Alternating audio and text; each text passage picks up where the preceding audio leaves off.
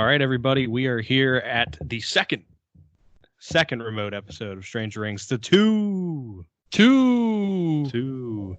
And we have quite the subject here.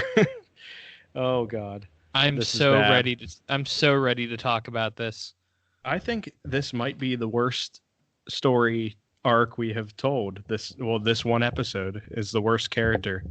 I absolutely agree. This was very difficult to watch. I mean, I was glad to watch it, but this was tough. Yeah, there was some not much good here. That's the only way we can do it. We're talking about Kerwin White, which a lot of people don't know who the fuck he is.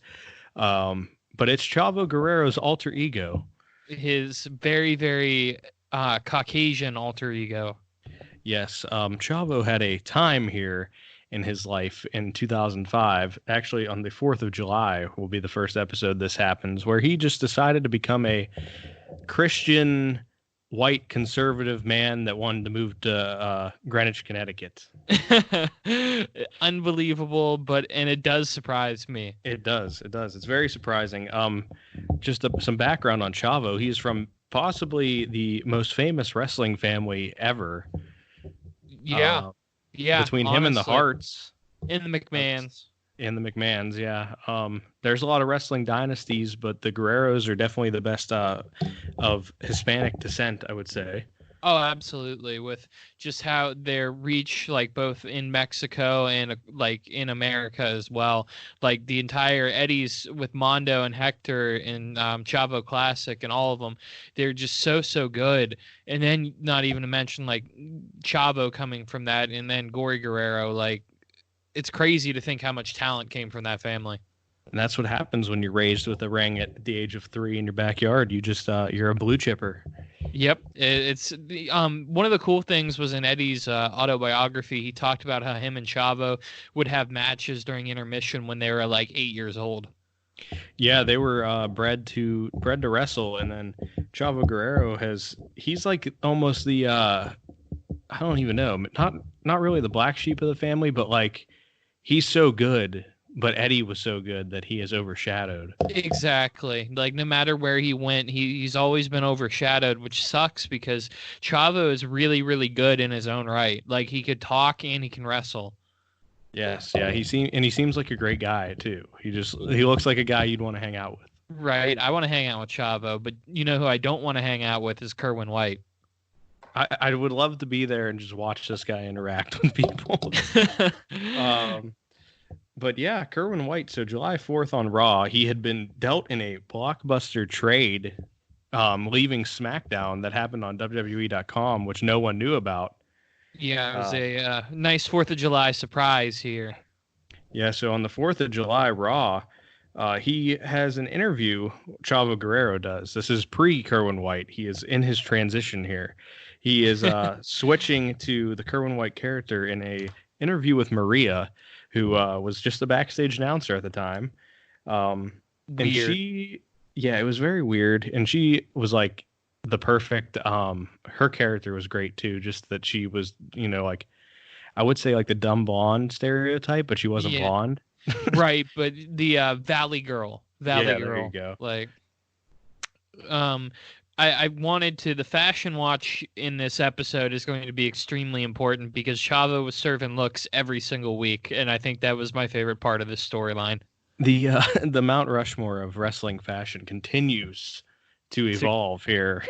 Yeah, Chavo's up there now with Jesus and Taz, and I don't know if we have a fourth one yet. K-Fed was close, but I don't think, no cigar for him. K-Fed or Nitro might be close on there. True, but it's like I need to see more from them to give it to them. Maybe during this DX storyline, we can possibly get a fourth guy on the Mount Rushmore. Hopefully, we have on July 4th. Kerwin White here. He's debuting in an interview with Maria, who looks and she's like, "Hey, Chavo, let's do this interview," and he said, "Chavo, my name's not Chavo," and that's where it kicks off. Yeah, the best part of this is he comes in wearing a yellow, white, and green striped shirt with a green cardigan tied over his neck. Yeah, it was a good choice there, I Ye- guess. Yeah, it was a good fashionable choice if you want to become a white man, I guess. um, he he also, like, when Maria had said "Hola, Chavo" to him, and he mouthed "Hola" like he'd never heard of the word before. He was so He's confused. Chavo just doesn't care. He was like, I am not Hispanic anymore. This whole storyline is him dropping his Hispanic roots. And the reasoning he gives for it is just so ridiculous too. Yeah, it's just really bad. He blames at this point. He said that he has not lived up pretty much to his potential, and he said, and you know why that is, Maria? And Chavo says it's because he's because of the Hispanics, and they're the reason for his lack of achievement. Terrible. I couldn't believe it when he said that. Yes, and then Kerwin White continues to say that the Hispanic ethnicity has held him back his whole life, and now he's going to join Middle America.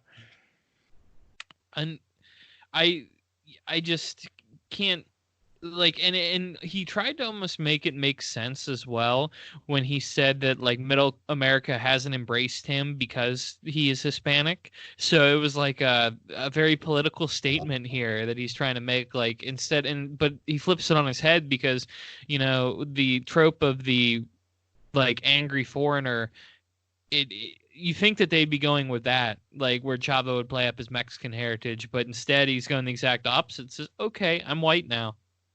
Yeah, instead he's pulling the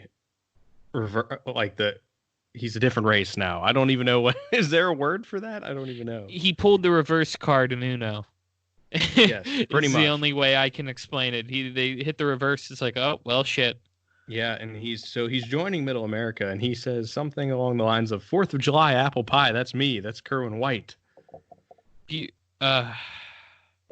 Yep. So he's now Kerwin White, and he is not just Kerwin White, but he's a heel as well, because he has to drop in an insult on poor Maria, where he asked Maria, "What nationality is that name?" And he said, "Oh, I know. It's stupid, just like you." Yep, poor Maria. Which, to be fair, she was pretty stupid for her character. Yeah. At that point, but fair. But he didn't no have to be that brutally honest. Right. No need to make light of it. So Chavo definitely getting over, and she didn't interact, like, she didn't act like she was really angry over it or everything. She was just like, "Aw." Yeah, she just looked a little down. But then what's weird about this character, just in general, is not the fact that a Hispanic heritage man is becoming white, conservative, and middle class. It's the fact that he has very infrequent bookings here. Oh, yeah. Like, the crazy thing about it is, I don't know if Heat is on the WWE network, because I feel like he was a staple of Heat, but we don't see that. I didn't even think about Heat, honestly. Back in the good old days when Heat and Velocity were on. Oh, man. Bring me back. The next Raw that he ends up on is not the next week's. He's not on the July 11th show. He does make an appearance on July 18th as a lumberjack for the Snitsky versus Cena main event, which is a main event I need to watch. Yes, it seems like something I would just be curious to see what happens there. Like, because that's got to be a complete clusterfuck, but I'm here for it. Yeah, I'm not sure why Cena was fighting Snitsky. I think it was some Edge came in and told him, like, he was doing Edge's dirty work. But yeah. Edge had handpicked all these lumberjacks, and Kerwin White, or Jericho, yes. The other Canadian guy with long hair. Yeah, it's the same thing. Yeah, so Jericho, this was in the middle of the Jericho Christian stuff. Yeah. That's going on. So Jericho picks these lumberjacks, and he handpicked them, and Kerwin was one of them. So he's respected back there. Right. We get a nice little segment here with Kerwin. He's showing Eric Bischoff how to golf. Oh, I didn't even see that one. Okay. Yes. Oh, you got to go back and watch it because it didn't say that he was in the segment, so I didn't Oh, even okay. realize it until I was watching the Raw. He was showing Eric Bischoff how to golf, and he claimed that golf is a sport and that which is, I mean, I think it's true, but like, like he just had to make a really big emphasis on it. He also said that he was going to join a country club and asked him like, "What country club are you a part of?" And Eric was like, "Well, I live in Scottsdale, Arizona, so I kind of like I'm going to bring you in. You know, we could have a couple rounds of golf." And he said, "Oh, Scottsdale, isn't that a little too close to the border?" Oh my God. See, I didn't see any of this. Yep, that's what Chavo said, and then Kerwin or Y2J walked into the office and said, "Kerwin, you look great." Like he's wearing his polo and his cardigan over his It's the opposite of what he looked. yeah, he was looking great. He was serving looks. So Chavo said, "Hey, thanks, man. High five." And they did a really white guy high five to each other. Awesome. And then Kerwin dropped his catchphrase for the first time: "If it's not white, it's not right." Yeah, that made television. I don't know why that was a thing. It happened. Yeah, ruthless aggression was pretty wild. Yeah. Which we have, speaking of ruthless aggression, an announcement at the end of the show that we'll make about the ruthless aggression and a good, fun way to pass this quarantine along. Oh, I'm excited. By playing this game event thing we're working on right now. Ready for it. But so I didn't see any of that. But during his lumberjack interview segment, he was wearing an orange polo with a green cardigan. Oh yes, it was the same thing as earlier in the night, and he was not only styling, but he had an admirer for how for what he looked like. Kurt Angle was all over that cardigan. Yes, he was. And then I didn't watch the lumberjack match because I don't know if my heart could have took it at that point. Yeah, same. I couldn't do it. And then he doesn't appear again on July 25th. Would have been the next Raw. He gets a week off in between. He's working the house show loop. He's like Brock Lesnar, where like you appreciate him more when he's on screen infrequently. You're like, oh my gosh, I forgot Kerwin White's the WWE champion. I wish I could. Oh my God. So the next time Kerwin White appears is on the August 1st episode of Raw, where he gets to interact with the owner of the company, the man who writes Kerwin White's checks, Mr. Vincent Kennedy McMahon. Love it. So happy that this happened. I wish they would have given them more time for this segment, though. It was perfect the way that they would have interacted too, because that's the only time I think Vince hasn't been the whitest guy in the room with that character. Yeah, Kerwin White is that's the crazy thing is because Chavo happens to be Hispanic, he is apparently like probably in the eyes of the writers and Vince McMahon given like carte blanche to say whatever he wants, and it's not racist because he is Hispanic. And it's a parody, but there is some stuff that he says that I can't believe was okayed in the writing room. Yeah, so he runs, he introduces himself to Vince, and Vince says, "Hey, Chavo," and he's like, "No, it's Kerwin White," and he drops the catchphrase right there. He says, "If it's not white, it's not right," to Vince, and Vince just kind of looked at him perplexed. And he then says, "Don't you live in Greenwich, Connecticut?" And he said, "Yeah, I do live there. I've been thinking about moving there." Kerwin White is looking for houses by Vince McMahon, so this is quite a turn. Yes, it's a very bold move. He also what else did he say? He said, "Oh, Regis is from there." Yeah, he said, "I love that guy." And not to mention Chavo, what he's wearing when this is happening, because that's the most important part of this segment. Oh God! A reddish orange polo that has a blue and white stripe on the shoulder. He has black slacks on, sunglasses, and is carrying a tennis racket. Shouts to our boy Jim Cornette. Yes, that's the first thing I thought was that Cornette was going to come in and manage him. Oh, Lord. That would be, I mean, the two whitest men alive. I don't know if the world could withstand that power trip that would happen right there. Gosh. So, oh my God. I also got from the segment that Chavo loves polo and lacrosse. Yeah, he asked if they had polo and lacrosse there in Greenwich, Connecticut. Which he should already know the answer of. The best part was, though, is that when Kerwin's, serving these looks, he has the Fila polo. Yes. Which was my favorite part. It's not the Ralph Lauren or anything like that. He's rocking the Fila. Like, he's 2 steps away from rocking like Aeropostale. Oh, that would have been even better. So after this segment, there's no other hidden segments, Easter egg segments with Kerwin White on this episode, right? No. Okay. This was the end. He gets a good 3 weeks off after this one.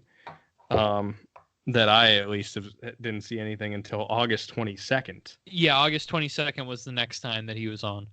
Which he, at some point here, had some kind of issue with Sheldon Benjamin, I guess. There wasn't really anything that would preempt this. It was just the fact that unless it happened on Heat, but he just decided that he didn't like Shelton Benjamin because reasons. Yeah, because see, pretty much the whole feud was just based on Kerwin White believing that Sheldon could never be one of them, is what he had said. Yep, and he straight up. We'll get to it in a second, but he straight up he gets real racial with it.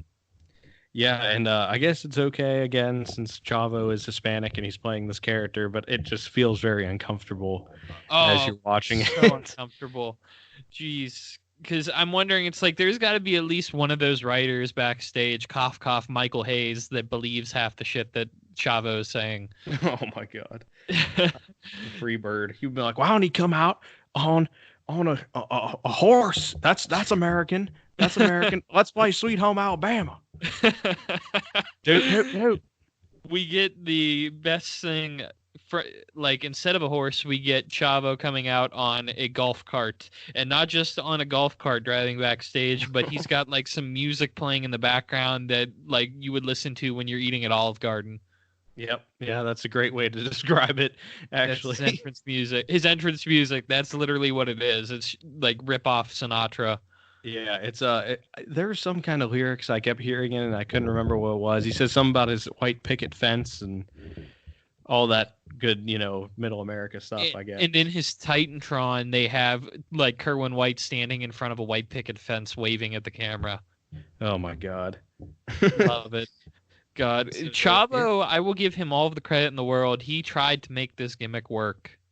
And you know what? He did get some heat, but it preemptively was ended, as we'll talk about later here. Right. But Kerwin addresses Sheldon backstage. So he's riding on his swagged out golf cart with the KW logo. True. And he has on orange and green polo. He is wearing 2 polos here. One underneath the other. Our friend Aaron, that was his specialty back in 2008. He's rocking the breakaway polo in case something bad happened. To the first one. In case a 5-on-5 game would have broke out, he could just rip that first one off. But it's ridiculous. He's also wearing high, not like high, like mid calf socks, but he's wearing like the full like grandpa socks to the knee. Who dressed him before like he left the house? Do you think his wife was like, "Oh, I'm trying to think of just some ridiculous things that you can wear. Here, take these socks." I saw a couple guys at my dad's nursing home that looked like this. Here, like I don't even know. But during this promo, he says that racism and prejudice runs wild in the U.S. And what are you going to do when that runs wild on you, brother? Is what he should have finished it with. True. It would have been. It wasn't quite 2015 yet, or whenever we found out Hulk Hogan was a racist. And then this promo ends with him saying, "Sheldon isn't one of us." And then Kerwin White drops in his catchphrase, which obviously shows his intentions right there. Yep, he straight up said it's if it isn't white, it isn't right. And I don't know if he had added the Kerwin there yet. I think he was still just dropping the white. Yeah, I think they were okay with it into September. Yeah, where a coach kind of just switches it out on him. which was a good idea. Good idea for sure, because it was still, I mean, it still meant the same thing, but oh God, this was bad. Yes, it's pretty bad. But so after this promo, he is off another week, I believe. Yes. The 29th of August, he just doesn't show up because, like I said, it's every 2 weeks. He's an attraction. He probably had a tea time that day, and he couldn't make Raw. He's golfing with Eric. Yes, yeah, he was probably in Scottsdale. So September 5th, on that Raw, we have a match between Shelton Benjamin and Rob Conway. When do you think we're going to be able to talk about Rob Conway on the podcast? I don't know, because didn't he at this point have that "Just Look at Me" song? Yes, the Randy Newman-esque song. Sounded like something straight out of Toy Story. Was he supposed to be a model, or what was his... I don't even know what his gimmick was. I couldn't tell you, to be quite honest. I have no idea. He was once a French sympathizer, and then he became this character. So how does one become a French sympathizer? I guess you hang out with Sylvain and Rene Dupree. Yes. For a while. Oh my gosh. Yeah, that was the only thing that they ever did that was memorable to me was when they almost killed Spike Dudley. Oh, that bump was... I need to find that video and we got to put it on our social media, because that was one of the nastiest bumps I've ever seen Spike take. And that man, there's a reason why he doesn't wrestle anymore. Oh yeah, he took it off the head and then back to the concrete. It was pretty bad. Yeah. So in this match here, none of that kind of stuff happens. But as the match is about to begin, Kerwin White gets on his golf cart and drives down to the ring. So he's out here. I wrote that instead of him running in, he rode in on it. Yes, he did. And he's looking good. He's wearing a pink sweater vest over his blue polo, and the blue polo has some white stripes. Or no, not the blue polo. Sorry, the pink sweater vest had white stripes, and he had orange dress pants on. Oh God. Yep. Oh my God. Serving looks. I think he just opened a bag of Skittles, and the first three he pulled out, he picked those colors. So he at this point is down by the ring, and he kisses a golf club, and he's wearing his sweater vest, which is his Jim Tressel special. Jim Tressel special, as they would say for Ohio State fans out there. Do you think that Jim Tressel would golf with Kerwin White? Absolutely. I don't know. So Kerwin is just watching the match for a while, and they end up teasing a spot which I would have loved to see, was somebody falling into the golf cart. Oh man, I wish somebody would have taken that bump. I thought for a second Shelton was going to, and that was going to start the feud. No, it didn't happen though. It was they teased it very well. And then after this spot, Kerwin trips Shelton Benjamin with a 9-iron. And cost him the match. That's the worst. That's how you start a feud, though, making somebody lose to Rob Conway. I, too, would be angry if I had to lose to Rob Conway. They said, Rob's going to go over to Shelton tonight. He was probably like, excuse me? Meanwhile, they were trying to push him as the best pure athlete in WWE. Like, every single week, JR was yelling it. They have him lose to Rob Conway. I mean, but just look at Rob. Just look at him. The whole entrance is about it. The best part about this, though, was after he cost him the match, he reverses out on the golf cart. Oh, you could tell he has probably spent a lot of time on the golf course, because that man reversed so quickly out of there. Yeah, he was like, I'm hightailing it out, and he threw that thing back and went. But so this ends up starting their feud officially after Kerwin had just talked shit for no reason. 2 weeks prior. He was just... I just don't understand. Like, do you think the writers are like, well, he's got a feud with a black guy? I honestly don't know. There might have... I'm hoping there was something on Heat, and it wasn't just like this decision that Kerwin White was just going to fight this dude. Yeah, this is bad. I am being led to believe by what I've watched here that nothing happened on Heat, because why would he trip him on Raw. True. Just I don't for, know. yeah, so this is basically a rivalry without any build-up. It's like something you would do in EWR where you just decide that, okay, well, this guy's going to cut a promo on this guy, and that starts the feud. Yeah, that might have been what they tried it on. Got some good ratings. Yeah. But September 12th, we get Kerwin in the ring on TV, which is, I believe, the first time. Yes, it was the first time that he had a match on Raw. Wow, it took from July 4th to September 12th for that to happen. Well, so, you got to give these legends the time to build up. That's true. It's true. So he comes out, and his entrance music is the Sinatra ripoff that we've been talking about. He's wearing a lime green sweater vest, which is quite a choice. And there. He's not just wearing that, but he's wearing it over a blue dress shirt that has short sleeves. Oh, he pulled the Dwight Schrute shirt out. He did. He did. It's too bad it wasn't mustard yellow, because that really would have went well with the lime green. I've never seen anyone else wear, besides for Dwight Schrute, a short sleeve dress shirt. I think my grandfather used to, but he was also late 70s when that was occurring. See, at that point, you could do whatever you want. Nobody's gonna question anything. Right, like no matter what you could wear, as long as you have clothes on, like you're good. But yeah, that's my grandpa's been wearing the same shit since 1993. So it's totally fine at that point. But so Kerwin White, who took stuff out of Chavo Classics closet here, he takes out a hanger before this match, and he puts his sweater vest on it in the corner, which was a great heel move. Beautiful spot, and he comes back later in the match too. But JR took the time here, Jim Ross, to refer to him as a badly attired grappler. Oh God. He was very angry that he was wrestling in a golf shirt. Yeah, and he also had the khakis on with white, like he had khaki shorts with white knee pads and white boots.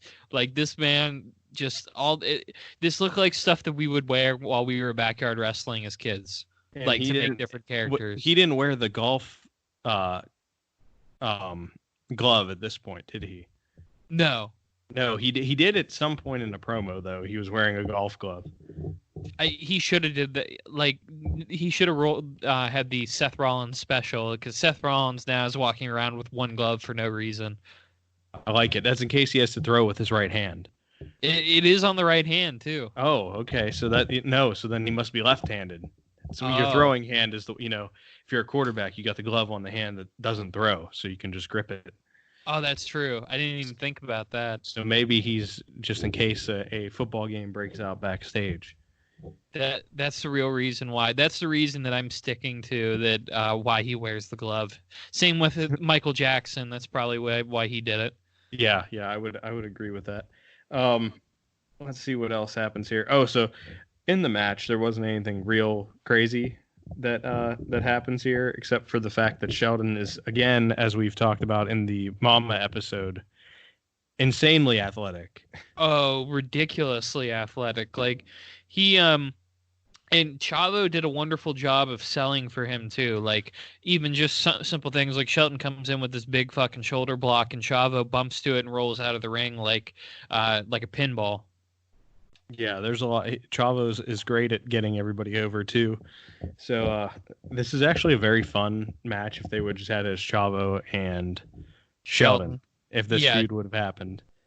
It could have been any other. They literally could have just did Chavo interferes in a match of Shelton, so now they're going to have a match next week. They didn't need all of the racial stuff that's going on. He didn't need to become white to do this. No. So Sheldon at one point here hits this super athletic kip up, which was just ridiculous, and he just stared at Chavo. Yeah, just continually showing his athleticism. Like he keeps throughout this feud, like Shelton, it just shows how good that he is. And the other highlight of this match for me is Jonathan Coachman is a treasure, just like K-Fed's rap album. Oh, we're gonna go with Jonathan Coachman as a treasure here. That's a take. Well, listen, he was calling him K White like it was his rap name, so that's what puts me in there. Yeah, and the best part was JR's reaction to it, like K White. Yeah, and he was like, "Why are you calling him that?" He's like, "You call him Kerwin? Anything but Chavo. I call him K White." Him and King were pretty good with that, where they're very accepting of Kerwin White's transition of race, while JR was super fucking angry about it. Literally every time Chavo came out, like he was taking his anger out his anger towards the gimmick out on Chavo. Yeah, I mean, I will come out and say it though. I do like Coach because he would get in the ring and he played his character very well. His commentary is just generic, but when he would get in the ring was funny. Yeah, like I like Coach as like getting beat up by DX or getting punked out by The Rock Coach. Like he's very good at being a snarmy heel. I just like you said, his commentary is iffy, but he's still like one of the best things about the K-Fed show was when he fought Cena and he had the John Cena shirt he wore, but he had a big X duct taped over it. Oh yeah, like Coachman was good, man. That was my favorite Cena shirt too, and he had to deface it like that.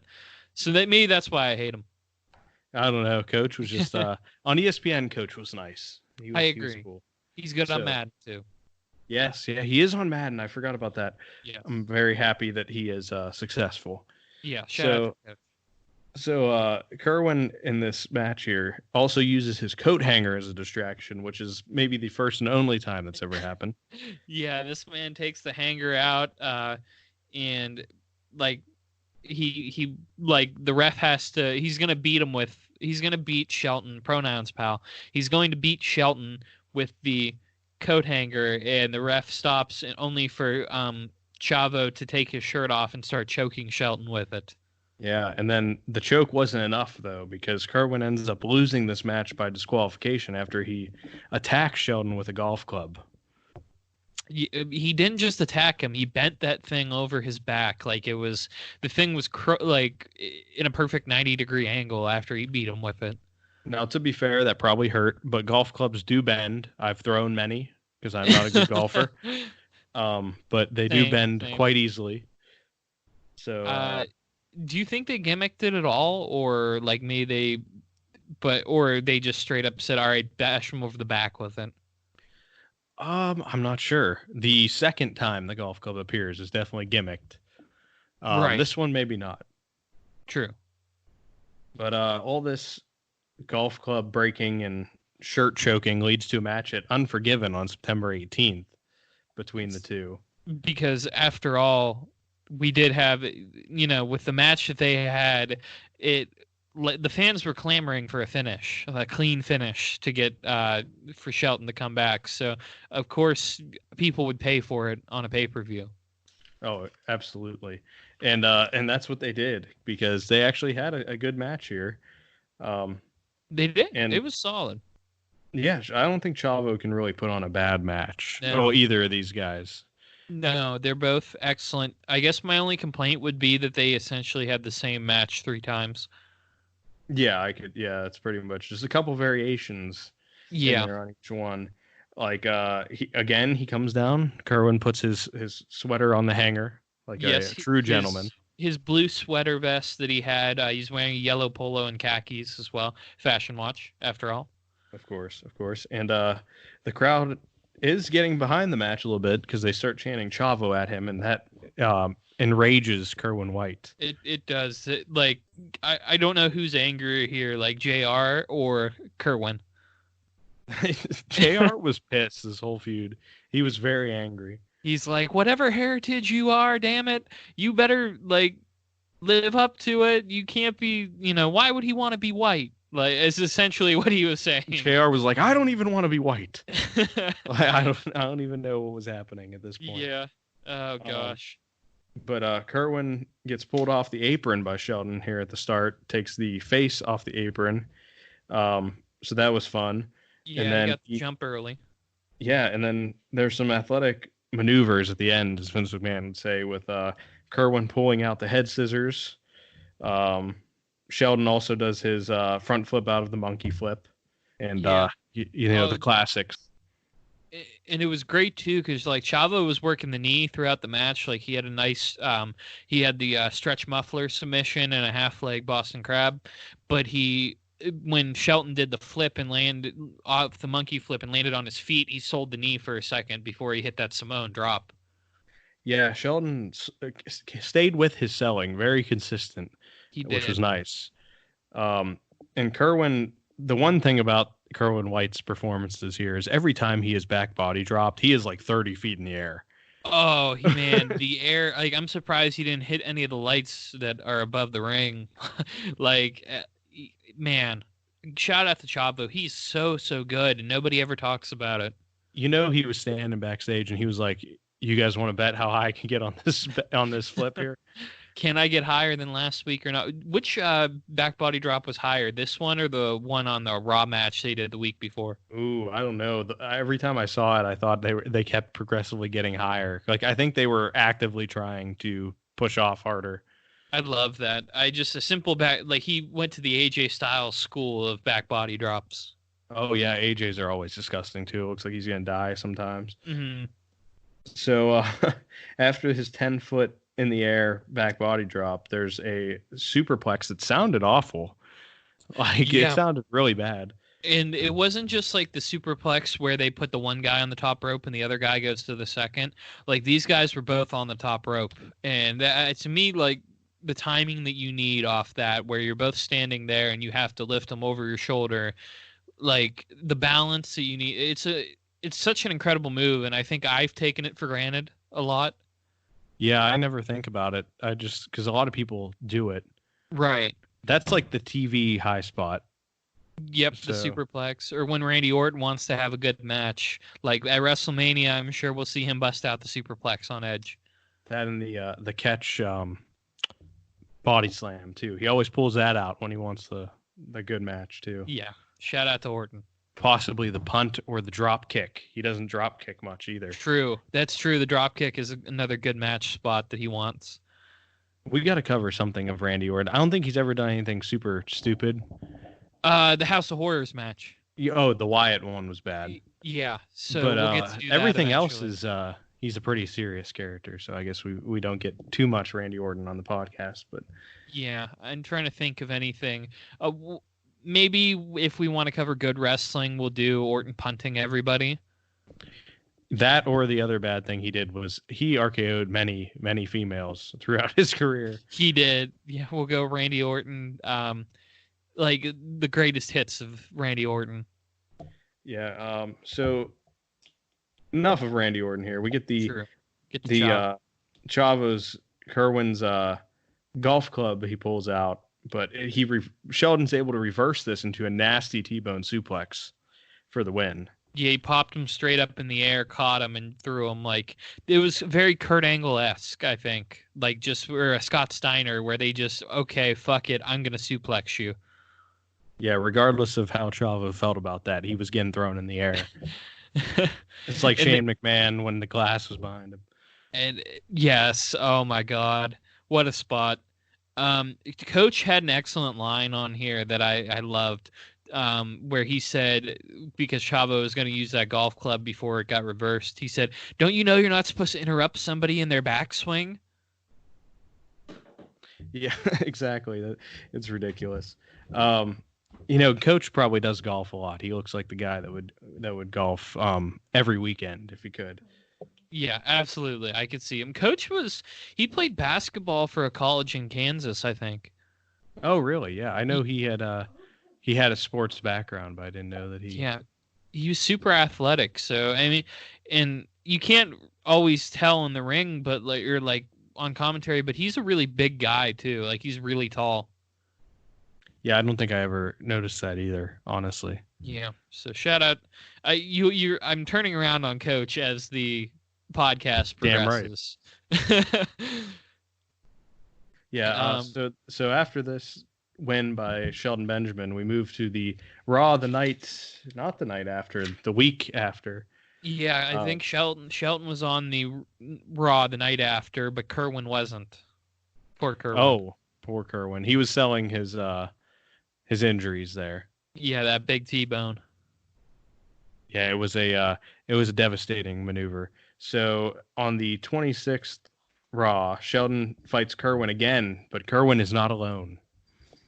No, Kerwin has his brand new, it was a WWE.com exclusive. He has a brand new caddy that he refers to as Nick Nemeth. And if you don't know who Nick Nemeth is, he is That's Nicky from the Spirit Squad. Yes. I'm glad that you went there with it first. Yes, and obviously known as Dolph Ziggler, the very famous professional wrestler who's having his first singles match at WrestleMania, actually, this year. Really? I didn't know that. I didn't know that was his first single. No, wait, didn't he fight? Oh, no, he didn't. No, it was his first singles match, man. Wild. Wow. For some reason, I thought he fought Del Rio at Mania, but it was the night after. Yes, you are right. Yeah, because Swagger and Del Rio was the match we deserved. But I will defend that match. It wasn't bad. I liked it, even though Jack Swagger got the jobber entrance in a world title shot. Oh, God, he did. I forgot that happened. He was already in the ring. Hate to see it. With Dutch Mantel. Yes, Zeb. Oh, man. Big Daddy Zeb. So, Nick Nemeth, he's the Mick Foley of the Ruthless Aggression era with these 3 different gimmicks. The 3 faces of Dolph. So, Nick Nemeth is here for reasons not known because nobody watched WWE.com. No. He looks like a caddy. I'll give it to him. He does. He really looks like it. He even had the whatever, this is the name, the like overcoat thing that said white on the back. Yeah, he was really going hard. It reminded me of the of Johnny Nitro wearing the Team Federline shirt. Oh my God. I can't believe they printed that. Okay. So Nick Nemeth is out here carrying these golf clubs to the ring, and Kerwin gets out and practices the golf swing with Nick Nemeth right by him. Yeah, instead of allowing Nick Nemeth to ride on the golf cart with him, he made him trail. Like he had to walk behind him. That's even better. He was like, kid, you walk to the ring. So Kerwin and Sheldon face off here, and Sheldon's talking before the match, and he's, oh God, this is terrible. Yeah, you go ahead and drop it on him because Sheldon says, "Oh, I see you got a caddy now." He said, "So you got somebody to carry your clubs and clean your balls." Gosh, perfect WWE put down. You love to see it. And Sheldon doesn't talk much, so I'm glad he got that insult. Yeah, I'm glad they let him. Because that's the thing, Sheldon never gets a promo on Kerwin White either. And Kerwin only got the one promo on Sheldon. Yeah, Kerwin should be a character that talks a lot, but he hasn't got as much promo time as he should have. No, it's the promo time that he deserved, damn it. Can you imagine this feud if they would have let it really run? Man. If this could have happened the year before when Mama Benjamin was still around, could you imagine the mixed tag match between Mama Benjamin and Sheldon against Nick Nemeth and Kerwin White? Oh, man. No, wait, actually, that was right after this happened. Like, I think this started Shelton's losing streak. So they could have held off for a few weeks. I'm so upset. If Kerwin White wouldn't have been here, we would have never got Mama B. It's how, man. Time is a flat circle. I have the turntables. You are correct. Turn the tables on me on the wrong way. You got me mad now. Jumping Jeff Farmer. The goat. So Kerwin now has a sweater vest and plaid khakis, which was even more of a fashion watch there. Yep, and the sweater vest was the pink one we saw before, but the polo was dark blue. So looking good. I'm half colorblind. I can't tell blending colors, and even I know that's not what you should wear together. So that's good there. But Nemeth, in the middle of this match, I don't know what move it was, but for some reason they cut to Nick Nemeth, and he was golf clapping for Kerwin White after the move. That's how you do it. Like, he was probably trying to think, what the fuck does a caddy do that I can do back? And I'm like, the golf clap. the golf clap. He couldn't really recommend any clubs in the middle of the match, so He does afterwards though. yes, he does. He does. So during this, there's another really high backdrop, which was nice. And Sheldon does his Spider-Man to the top rope too. Oh yeah, like he was gonna go for the stinger splash, and Chavo moved. So he said instead of stopping like a normal human being, he said, "Okay, I'm gonna vertical leap to the top rope without even touching the ropes." Yeah, I'm gonna jump 5 feet in the air like it's nothing. Ridiculous athlete, man. Could you imagine if they would have got like Paul Heyman or somebody to manage him? I would love to see. It may have happened. AJ versus Sheldon. I don't think so. I don't know if it just happened on like a random SmackDown or anything. I don't think it happened. I think that'd be a match that I would love to see. Just the pure athleticism. That's all I'm going off of. Right. Even now, like with both guys being a lot older, it would still be an awesome match. Yeah, and Sheldon held on to WWE like a really long time. Like he didn't leave till like 2011. Yeah, he could have been a TNA guy for a minute. Right. Now he's back and he's been there for a while. He's mostly been on main event and stuff now, but still, Shelton is a incredibly talented performer who deserved a lot more than Kerwin White. Yes, exactly. But it all worked out because then he got Mama B. So true. This was all for the better of everybody involved, except Chavo. Except for Chavo, but Kerwin does win this match here via a suplex reversal. Yeah, I was astonished that it was like essentially. Now I couldn't tell. Did Nick Nemeth interfere? He did. He grabbed his leg, but nobody could see because Kevin Dunn's not good at his job. Yeah, I seriously, like, I looked and I even watched the replay and I couldn't tell that Nemeth even grabbed his leg. It just looked like he reversed the suplex and got the pin.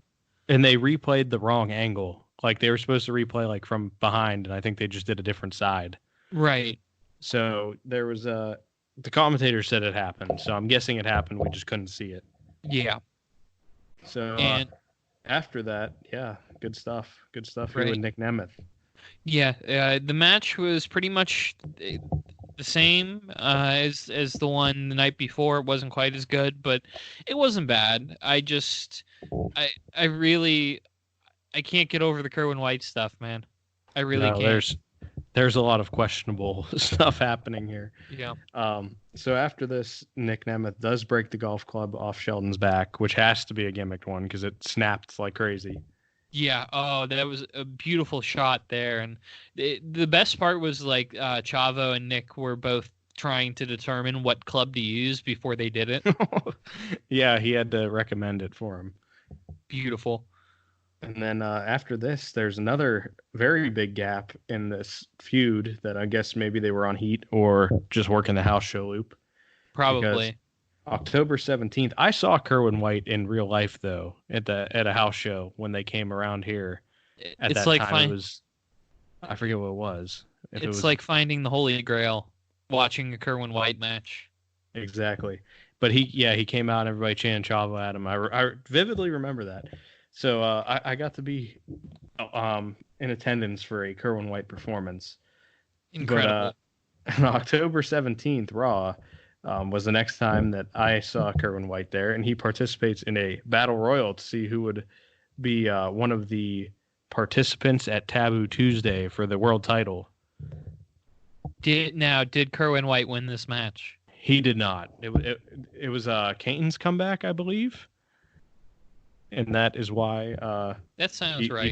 He just kind of came back and beat people up, but it was to be one of the 3 people voting for Taboo Tuesday. Yeah, which was a bad idea to have a pay-per-view on a Tuesday. Oh, absolutely! Like the worst idea they could have had. Didn't they do a show recently, like on a weekday too? Something that was Crown Jewel. Oh yeah. Oh, that doesn't really count. But I thought they did another one like stupid like that, but maybe it was just Taboo Tuesday. I don't know. Yeah. I think it's just they did this Tuesday in Texas as well. Oh yeah, it was older. It wasn't newer. Yeah. Okay. Yeah, this Tuesday in Texas. Got it. So Kerwin actually makes it pretty far in this battle royal here until he is eliminated by Shelton Benjamin Damn. Fucking After Sheldon he's getting after he revenge. after he did a backflip that was super athletic, like off the top to get away from Sheldon, and then he just turned around and got clotheslined over the ropes, I believe. Damn. You So hate to see it. Hate to see it. and that's the last time that Kerwin White is in a ring on television, which is because of circumstances that weren't supposed to happen here. Yeah, this is where we get to the really sad part here. And it's not sad because he had to drop the gimmick either. I mean, that's a little bit sad, but not the whole event. We get a cold dose of reality into the situation here. Yeah, Eddie Guerrero, Chavo is the person that finds his uncle Eddie as he had passed away, and that causes him to drop the Kerwin White gimmick. So it becomes a very weird week. I remember watching Raw and SmackDown that week. I kind of forgot that Kerwin White was a thing at this point. Right. In my mind, because everything's Chavo after that, because they did the whole thing where Chavo fought for Eddie and then quit. Oh, that's right. He retired for a little while, and then he ended up turning heel on Ray. Yeah, that was the whole thing there. But Chavo appears on this November 14th Raw, and he drops his gimmick. He still has like the blonde hair and everything, but they have him talk for about 5 minutes about his Uncle Eddie and everything, and he just goes back to Chavo. Yeah, which was the right call by WWE. I'm glad that they made that move and didn't force him to be Kerwin anymore. Yeah, and so we don't know how long Kerwin White could have progressed or what was going to happen with Nick Nemeth if this kept happening. Right. We had a nice span of 4 months here where Kerwin White ran wild. He was wild. What did you think of this gimmick? You know what? It's one of those. They had a lot of gimmicks in the mid 2000s where it was just very odd, but they were entertaining too. Like this was so ridiculous that it was funny. But... Oh yeah, I loved going back and watching this, but near the end, I'm gonna be quite honest, it got to be pretty painful. Yeah, it was pretty bad, but it was definitely something that they loved to do in the mid 2000s for some reason, is these weird gimmicks. Right, like the Boogeyman, who we will do an episode of eventually, because this was going on at the same time as Kerwin White here, which I think that would have been my dream match, the Boogeyman and Kerwin White. I mean, you have 3 years here between like 04 and 06 where you have Mama Benjamin, you have Simon Dean, you have Mordecai, you have Kurt Angle being a rapist. Kurt Angle, yeah. We have Eugene. Oh God, yeah. There's a lot of very weird gimmicks at this point. That just kind of happened. And I don't know which writer was the catalyst for this. If it was Vince McMahon. Yeah. Either way, it's given us a lot of material. Like we have a lot of ruthless aggression stuff here, and I think the ruthless aggression, to me, it's probably my favorite era of wrestling, just because that's when we were both kids, and that's what we watched. Like if you watch in the 80s, you're always going to view the 1980s with like reverence, and the same with like the Attitude Era or the New Generation, and to us it was the ruthless aggression era, because there was a lot of good. Yeah, I think where my, I guess, fond memories stop is after the Cena and Punk storyline. I feel like that's where it started to get more PG than it needed to be. Yeah, and maybe even a little bit before that, and like that was the only, like, to me it was probably the last gasp of the ruthless aggression era, even though it was in the middle of PG. But I would agree their with you influence was still in there because of Cena, I guess, because you still had, because once you went PG, it was like a very long change to being completely PG, because you had the Nexus that came in and just ran wild for a minute, right? And then you had The Rock come back and feud with Cena too, and all that good crap. So yeah, but we got like the ruthless aggression era is really a great time, I think, because you did have top performers at the top of their game, but you also had this ridiculous shit that we've been talking about here. And I think I'm kind of glad that we got out of TNA for a little while to get back into this deep dive here. Oh yeah, I agree. And then this is the next move here is the DX stuff, which is also ridiculous and fun, and a lot of good performers there. And when I'm talking about that, I'm talking about the Spirit Squad. Yes. Kenny, Mikey, Nikki, Johnny, and Mitch. Was that the last one? Yep. Nick Mitchell, doesn't fit. Doesn't fit. Well, he couldn't be Nikki again, so they had to make him Mitch. They should have just did Nikki, like both of them. They could have done the Bella switch. Oh man, even though they look completely different. We should have been writers, man. I'm telling you. But as we talk about the Ruthless Aggression era there, that brings us to the March sadness that we have right now since there's no college basketball on. But wrestling doesn't stop, as we've seen with Gronk and all these empty arena shows happening. Weird, but I mean, I'm glad they're doing it to a point. But I feel bad that these, the performers have to be risking with what they're doing. Especially we saw Roman Reigns, he's not going to be at Mania because of concerns with that. But I'm very thankful to the rest of them for continuing to put their bodies on the line for our entertainment, and hopefully we'll find a way for them to do it while being as safe as they possibly can. Yeah, and with the Ruthless Aggression and WrestleMania coming up, we're going to start a Ruthless Aggression bracket here because we're all very bored and stuck inside. So we're going to do the Ruthless Aggression 68 man/woman tournament here to see who the listeners and everybody believes is the Ruthless Aggression GOAT. I'm very ready for this. It's going to be a lot of fun. And when we talk about GOAT, it's going to be who is the greatest wrestler / character / whoever. And everybody gets to fill out now, are we going to have them fill out a bracket, or are we going to do Twitter polls? Or the Twitter polls, I believe, would be our best bet. Which means, to drop the announcement now, we are going to make a Twitter account. Yes, it should be the same thing as the Instagram will be. Yeah, the @StrangerRingsPod. But it should be available. But yeah.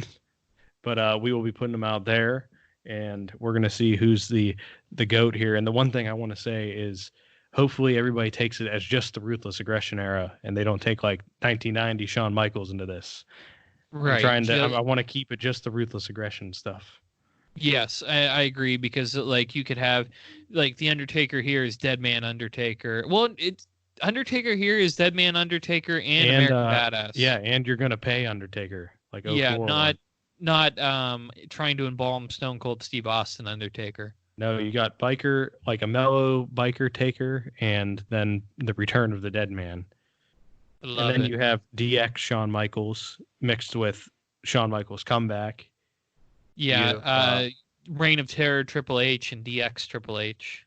Yep, and you have a bunch of weird things like Goldberg. You have the 1 year of Goldberg and the very abbreviated time of Brock Lesnar. So it's a different kind of idea when you look at it that way. It is, and I'm really excited to do it. I think this was a great idea on your part, because I think it's going to be a lot of fun for us to even for me to just fill out the bracket and see okay, well, who would I pick? Yeah, that's the thing right now. You see a lot of Bleacher Reports doing stuff like this, ESPN's doing crap like this, but I haven't seen a bunch of wrestling ones yet. So this we're taking it on. Yeah, it's going to be fun. So be sure to check out the Twitter for that. Make sure to vote on that. Follow us, leave us the review here, and then we're going to be going into the deep dive of DX and the shenanigans that happened throughout the summer of 2006, which is going to be an exciting time. I'm so ready for this. We're going to be doing about 3 months worth of TV over 3 episodes. Yes, and it's going to be a 3-part broken down, because we don't want to try to do that all in one and burn ourselves out. We want these to be quality, because 06 DX is quality. So yeah, no matter what anybody else says, damn it, you Attitude Era people. Yeah, exactly. Fire the shots. Bang bang. So Yeah, we'll be back next week with the start of the DX storyline, the return of the one of the most iconic factions in wrestling history, and the debut of the other most iconic faction in ENA history, WWE history. Oh my Yes. God, I can't even speak. The WWE history, the Spirit Squad. Yeah, as I say, if you're talking about TNA, we're going with Main Event Mafia there, but the Spirit Squad is where it's at. You mean not Revolution? No, Nope, not nope. Revolution. I had to think Not the who front that line? was for a second. The front line, I do remember. Or Aces and Eights? Planet Jarrett. Planet Jarrett, that's a dark time. It would be Aces and Eights. It'd be Aces and Eights as my favorite. So ridiculous. Oh, I don't know. Immortal with their 38 members. Oh shit, that's right. We just got done. We're eventually going to do Aces and Eights. It's going to happen. It's like our white whale. It'll happen. But for now, we are going to settle on the DX 2006 storyline. So we will be back next week with that, and be sure to check out the Twitter with the Ruthless Aggression poll starting up here shortly. So it's going to be fun. Hell yeah. All right, we'll see you next week.